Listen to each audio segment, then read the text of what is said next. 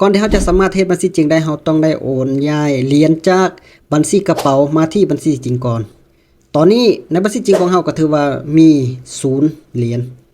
เราต้องได้โอนย้ายจากบัญชีกระเป๋ามาด้วยการคลิกที่สามเหลี่ยมน้อยๆนี่กดลูกศรโอเคตอนนี้ถือว่าในบัญชีกระเป๋ามีจำนวน 273.89 USDT เราสามารถโอนมาที่บัญชีจริงได้เนาะ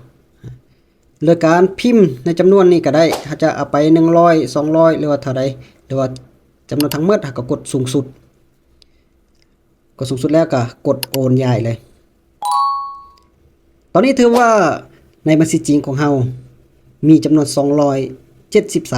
273.89 ก็สามารถเทรดบัญชีจริงได้เลยแบบง่ายๆเลยหลังจากนั้นเราจะถอนเหรียญเราต้องได้โอนย้ายจากบัญชีจริงนี้กลับไปที่บัญชีกระเป๋าก่อนเนาะถ้าว่ามันอยู่ในบัญชีจริงนี้จะบ่สามารถถอนได้กลับมาที่สามเหลี่ยมน้อยๆคือเก่าลูกศรกดลูกศรข้างกลางนี่ให้บัญชีจริงขึ้นไปอยู่ทางเทิงกดจำนวนสูงสุดเอาไปทั้งหมดเลยกดโอนย้ายโอเคตอนนี้ก็ถือว่าในบัญชีจริงหายไปแล้วมันจะอยู่ที่บัญชีกระเป๋าเนาะกดบางทีสามเหลี่ยมคือเก่าลูกศรนี่ตอนนี้ถือว่ากลับมาจากบัญชีจริงมาที่บัญชีกระเป๋าก็สามารถถอนได้เลยตอนนี้เนาะอยากแนะนำว่าถ้าว่าเขาจะเทรด5เหรียญก็แนะนำให้เอาไป5เหรียญจะเทรด10เหรียญก็เอาไปบัญชีจริง10เหรียญ20เหรียญก็